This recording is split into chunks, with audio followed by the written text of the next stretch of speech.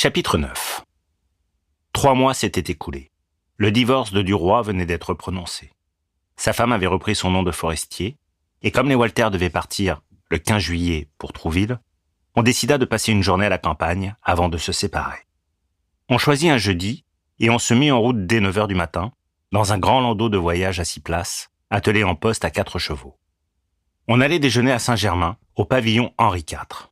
Bel-Ami avait demandé à être le seul homme de la partie, car il ne pouvait supporter la présence et la figure du marquis de Cazolles. Mais, au dernier moment, il fut décidé que le comte de Latour-Ivelin serait enlevé au saut du lit. On l'avait prévenu la veille. La voiture remonta au grand trot l'avenue des Champs-Élysées, puis traversa le bois de Boulogne.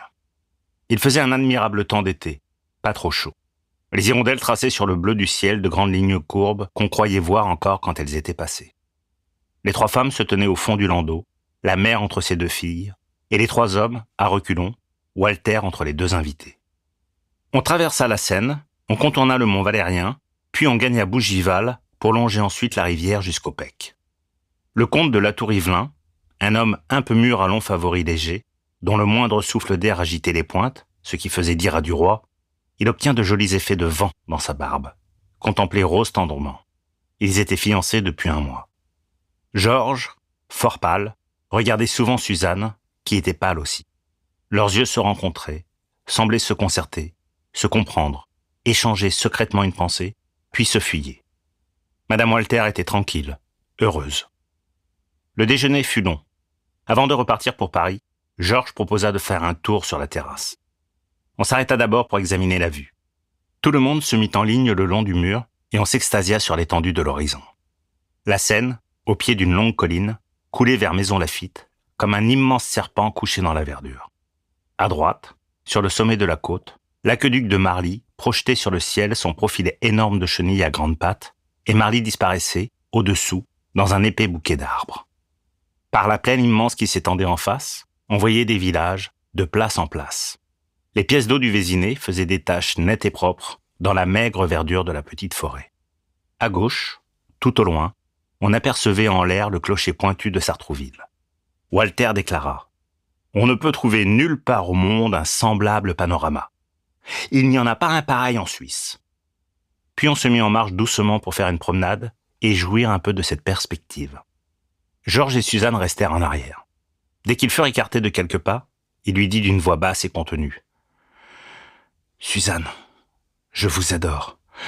Je vous aime à en perdre la tête. » Elle murmura « Moi aussi, belle amie. » Il reprit « Si je ne vous ai pas pour femme, je quitterai Paris et ce pays. » Elle répondit « Essayez donc de me demander à papa. Peut-être qu'il voudra bien. » Il eut un petit geste d'impatience. « Non, je vous le répète pour la 10e fois, c'est inutile. On me fermera la porte de votre maison, on m'expulsera du journal, et nous ne pourrons même plus nous voir. Voilà le joli résultat auquel je suis certain d'arriver par une demande en règle. On vous a promis au marquis de Cazolles, on espère que vous finirez par dire « Oui » et on attend. » Elle demanda « Qu'est-ce qu'il faut faire alors ?» Il hésitait, la regardant de côté. « M'aimez-vous assez pour commettre une folie ?»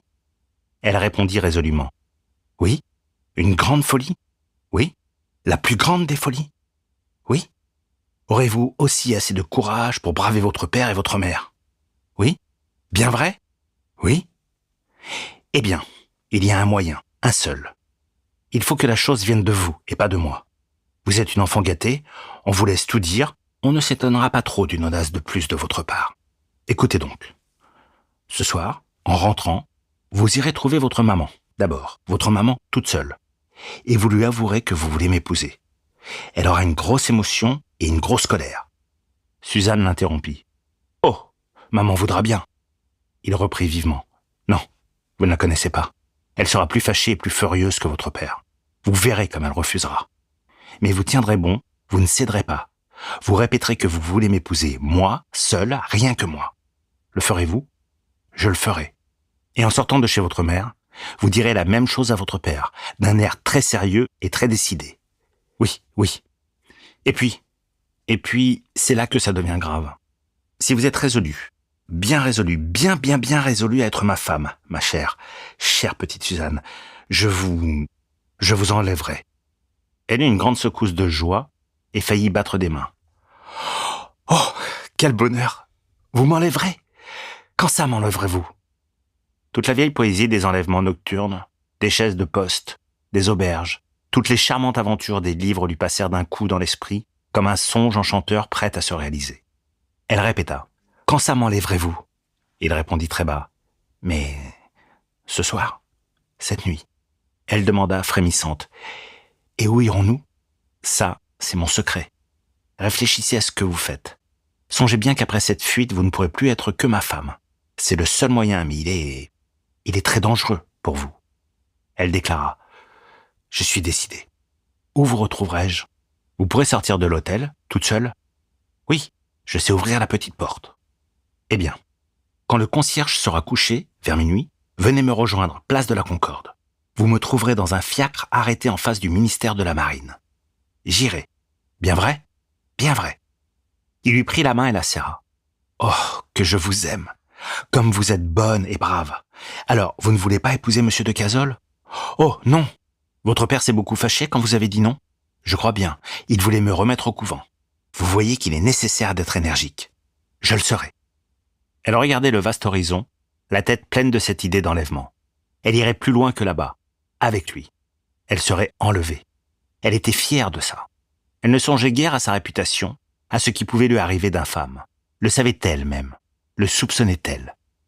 Madame Walter, se retournant, cria « Mais viens donc, petite! Qu'est-ce que tu fais avec Bel-Ami » Ils rejoignirent les autres. On parlait des bains de mer où on serait bientôt. Puis on revint par Chatou pour ne pas refaire la même route. Georges ne disait plus rien. Il songeait. Donc, si cette petite avait un peu d'audace, il allait réussir. Enfin. Depuis 3 mois, il l'enveloppait dans l'irrésistible filet de sa tendresse. Il la séduisait, la captivait, la conquérait. Il s'était fait aimer par elle, comme il savait se faire aimer. Il avait cueilli sans peine son âme légère de poupée. Il avait obtenu d'abord qu'elle refusât Monsieur de Cazolles. Il venait d'obtenir qu'elle s'enfuit avec lui, car il n'y avait pas d'autre moyen. Madame Walter, il le comprenait bien, ne consentirait jamais à lui donner sa fille. Elle l'aimait encore, elle l'aimerait toujours, avec une violence intraitable. Il la contenait par sa froideur calculée, mais il la sentait rongée par une passion impuissante et vorace. Jamais il ne pourrait la fléchir. Jamais elle n'admettrait qu'il prît Suzanne. Mais une fois qu'il tiendrait la petite au loin, il traiterait de puissance à puissance avec le père. Suzanne aussi songeait. Et le gros lot des 4 chevaux sonnait dans sa tête, le faisait voir des grandes routes infinies sous des clairs de lune éternelle, des forêts sombres traversées, des auberges au bord du chemin, et la hâte des hommes d'écurie à changer l'attelage, car tout le monde devine qu'ils sont poursuivis. Quand le landau fut arrivé dans la cour de l'hôtel, on voulut retenir Georges à dîner. Il refusa et revint chez lui. Après avoir un peu mangé, il mit de l'ordre dans ses papiers comme s'il allait faire un grand voyage. Il brûla des lettres compromettantes, en cacha d'autres, écrivit à quelques amis. De temps en temps, il regardait la pendule, en pensant « Ça doit chauffer là-bas ». Et une inquiétude le mordait au cœur. S'il allait échouer, mais que pouvait-il craindre? Il se tirerait toujours d'affaire. Pourtant, c'était une grosse partie qu'il jouait, ce soir-là. Il ressortit vers 11 heures, erra quelque temps, prit un fiacre et se fit arrêter place de la Concorde, le long des arcades du ministère de la Marine. De temps en temps, il enflammait une allumette pour regarder l'heure à sa montre. Quand il vit approcher minuit, son impatience devint fiévreuse. À tout moment, il passait la tête à la portière pour regarder. Une horloge lointaine sonna 12 coups, puis une autre plus près, puis 2 ensemble, puis une dernière très loin. Quand celle-là eut cessé de tinter, il pensa « C'est fini, c'est raté, elle ne viendra pas ». Il était cependant résolu à demeurer jusqu'au jour. Dans ces cas-là, il faut être patient. Il entendit encore sonner le quart, puis la demi, puis les 3/4. Et toutes les horloges répétèrent 1 heure, comme elles avaient annoncé minuit. Il n'attendait plus. Il restait, creusant sa pensée pour deviner ce qui avait pu arriver. Tout à coup, une tête de femme passa par la portière et demanda « Êtes-vous là, belle amie ?» Il eut un sursaut et une suffocation. « C'est vous, Suzanne ?»« Oui, c'est moi. » Il ne parvenait point à tourner la poignée assez vite et répétait « Ah, c'est vous, entrez !» Elle entra et se laissa tomber contre lui. Il cria au cocher « Allez !» et le fiacre se mit en route. Elle haletait sans parler. Il demanda « Eh bien, comment ça s'est-il passé ?» Alors elle murmura, presque défaillante « Oh, ça a été terrible. Chez maman surtout. Il était inquiet et frémissant. « Votre maman ? Qu'est-ce qu'elle a dit ? Contez-moi ça. » Ah, ça a été affreux. Je suis entré chez elle et je lui ai récité ma petite affaire que j'avais bien préparée. Alors elle a pâli, puis elle a crié « Jamais, jamais !» Moi, j'ai pleuré, je me suis fâché, j'ai juré que je n'épouserais que vous. J'ai cru qu'elle allait me battre, elle est devenue comme folle. Elle a déclaré qu'on me renverrait au couvent dès le lendemain. Je ne l'avais jamais vue comme ça, jamais. Alors papa est arrivé en l'entendant débiter toutes ces sottises. Il ne s'est pas fâché tant qu'elle, mais il a déclaré que vous n'étiez pas un assez beau parti. Comme il m'avait mise en colère aussi, j'ai crié plus fort qu'eux. Et papa m'a dit de sortir avec un air dramatique qui ne lui allait pas du tout. C'est ce qui m'a décidé à me sauver avec vous. Me voilà. Où allons-nous ? Il avait enlacé sa taille doucement, et il écoutait de toutes ses oreilles, le cœur battant, une rancune haineuse s'éveillant en lui contre ces gens. Mais il la tenait, leur fille. Il verrait, à présent. Il répondit « Il est trop tard pour prendre le train. Cette voiture-là va donc nous conduire à Sèvres, où nous passerons la nuit. Et demain, nous partirons pour La Roche-Guyon. C'est un joli village, au bord de la Seine, entre Mantes et Bonnières. » Elle murmura « C'est que je n'ai pas d'effet. Je n'ai rien. » Il sourit avec insouciance. « Bah, nous nous arrangerons là-bas. » Le fiacre roulait le long des rues. Georges prit une main de la jeune fille et se mit à la baiser. Lentement, avec respect. Il ne savait que lui raconter, n'étant guère accoutumé aux tendresses platoniques. Mais soudain, il crut s'apercevoir qu'elle pleurait. Il demanda, avec terreur, « Qu'est-ce que vous avez, ma chère petite ?» Elle répondit, d'une voix toute mouillée, « C'est ma pauvre maman qui ne doit pas dormir à cette heure, si elle s'est aperçue de mon départ. » Sa mère, en effet, ne dormait pas. Aussitôt, Suzanne sortit de sa chambre. Madame Walter était restée en face de son mari. Elle demanda, éperdue, atterrée, « Mon Dieu, qu'est-ce que cela veut dire ?»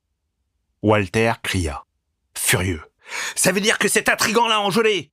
C'est lui qui a fait refuser Cazolles. Il trouve la dot bonne, parbleu !» Il se mit à marcher avec rage à travers l'appartement et reprit. « Tu l'attirais sans cesse aussi, toi. Tu le flattais, tu le cajolais. Tu n'avais pas assez de chatterie pour lui. C'était bel ami par-ci, bel ami par-là, du matin au soir. Te voilà payé. » Elle murmura, livide. « Moi ? Je l'attirais. » Il lui vociféra dans le nez. « Oui, toi ! Vous êtes toute folle de lui, la Marelle, Suzanne et les autres. Crois-tu que je ne voyais pas que tu ne pouvais point rester 2 jours sans le faire venir ici ?» Elle se dressa, tragique. « Je ne vous permettrai pas de me parler ainsi. Vous oubliez que je n'ai pas été élevé comme vous dans une boutique. » Il demeura d'abord immobile et stupéfait, puis il lâcha un « Nom de Dieu !» furibond, et il sortit en tapant la porte. Dès qu'elle fut seule, elle alla par instinct vers la glace pour se regarder, comme pour voir si rien n'était changé en elle, tant ce qui arrivait lui paraissait impossible, monstrueux. Suzanne était amoureuse de Bel-Ami, et Bel-Ami voulait épouser Suzanne. Non, elle s'était trompée. Ce n'était pas vrai. La fillette avait eu une toquade bien naturelle pour ce beau garçon. Elle avait espéré qu'on le lui donnerait pour mari. Elle avait fait son petit coup de tête. Mais lui ne pouvait pas être complice de ça. Elle réfléchissait, troublée comme on l'est devant les grandes catastrophes. Non, Bel-Ami ne devait rien savoir de l'escapade de Suzanne. Et elle songea longtemps à la perfidie et à l'innocence possible de cet homme. Quel misérable s'il avait préparé le coup. Et qu'arriverait-il ? Que de dangers et de tourments elle prévoyait. S'il ne savait rien, tout pouvait s'arranger encore. On ferait un voyage avec Suzanne pendant 6 mois, et ce serait fini. Mais comment pourrait-elle le revoir, elle, ensuite ? Car elle l'aimait toujours. Cette passion était entrée en elle à la façon de ces pointes de flèche qu'on ne peut plus arracher. Vivre sans lui était impossible. Autant mourir. Sa pensée s'égarait dans ses angoisses et dans ses incertitudes. Une douleur commençait à poindre dans sa tête. Ses idées devenaient pénibles, troubles, lui faisaient mal. Elle s'énervait à chercher, s'exaspérait de ne pas savoir. Elle regarda sa pendule, il était 1 heure passée. Elle se dit « Je ne veux pas rester ainsi, je deviens folle. Il faut que je sache. Je vais réveiller Suzanne pour l'interroger. » Et elle s'en alla, déchaussée, pour ne pas faire de bruit, une bougie à la main, vers la chambre de sa fille. Elle l'ouvrit bien doucement, entra, regarda le lit. Il n'était pas défait. Elle ne comprit point d'abord et pensa que la fillette discutait encore avec son père. Mais aussitôt un soupçon horrible l'effleura et elle courut chez son mari. Elle y arriva d'un élan, blême et haletante. Il était couché et lisait encore. Il demanda effaré. « Eh bien, quoi ? Qu'est-ce que tu as ?» Elle balbutiait. « As-tu vu Suzanne ?»« Moi ? Non, pourquoi ?»« Elle est partie. Elle n'est pas dans sa chambre. » Il sauta d'un bond sur le tapis, chaussa ses pantoufles et, sans caleçon, la chemise au vent, il se précipita à son tour vers l'appartement de sa fille. Dès qu'il l'eut vue, il ne conserva point de doute. Elle s'était enfuie. Il tomba sur un fauteuil et posa sa lampe par terre devant lui. Sa femme l'avait rejoint. Elle bégaya. « Eh bien ?» Il n'avait plus la force de répondre. Il n'avait plus de colère. Il gémit. « C'est fait. Il la tient. Nous sommes perdus. » Elle ne comprenait pas. « Comment perdus ?»« Oui, parbleu. Il faut bien qu'il l'épouse maintenant. » Elle poussa une sorte de cri de bête. « Lui ? Jamais. Tu es donc fou ?» Il répondit tristement. « Ça ne sert à rien de hurler. Il l'a enlevée, il l'a déshonorée. Le mieux est encore de la lui donner. En s'y prenant bien, personne ne saura cette aventure. » Elle répéta, secouée d'une émotion terrible. « Jamais. Jamais il n'aura Suzanne. Jamais je ne consentirai. » Walter murmura avec accablement. « Mais il l'a. C'est fait. Et il la gardera et la cachera tant que nous n'aurons point cédé. Donc pour éviter le scandale, il faut céder tout de suite. » Sa femme, déchirée par une inavouable douleur, répéta. « Non, non, jamais je ne consentirai. » Il reprit, s'impatientant. « Mais il n'y a pas à discuter, il le faut. Ah, le gredin, comme il nous a joué. Il est fort tout de même. Nous aurions pu trouver beaucoup mieux comme position, mais pas comme intelligence et comme avenir. C'est un homme d'avenir. Il sera député et ministre. » Madame Walter déclara avec une énergie farouche. « Jamais je ne lui laisserai épouser Suzanne. Tu entends ? Jamais !» Il finit par se fâcher et par prendre, en homme pratique, la défense de Bel-Ami. « Mais tais-toi donc ! Je te répète qu'il le faut absolument. Et qui sait, peut-être ne le regretterons-nous pas. Avec les êtres de cette trempe-là, on ne sait jamais ce qui peut arriver. Tu as vu comme il a jeté bas, en 3 articles, ce niais de la Roche-Mathieu, et comme il l'a fait avec dignité, ce qui était rudement difficile dans sa situation de mari. Enfin, nous verrons. Toujours est-il que nous sommes pris. Nous ne pouvons plus nous tirer de là. » Elle avait envie de crier, de se rouler par terre, de s'arracher les cheveux. Elle prononça encore d'une voix exaspérée. « Il ne l'aura pas. Je ne veux pas. » Walter se leva, ramassa sa lampe, reprit. « Tiens, tu es stupide comme toutes les femmes. Vous n'agissez jamais que par passion. Vous ne savez pas vous plier aux circonstances. Vous êtes stupide. Moi, je te dis qu'il l'épousera. Il le faut. » Et il sortit entraînant ses pantoufles. Il traversa, fantôme comique en chemise de nuit, le large corridor du vaste hôtel endormi, et rentra, sans bruit, dans sa chambre.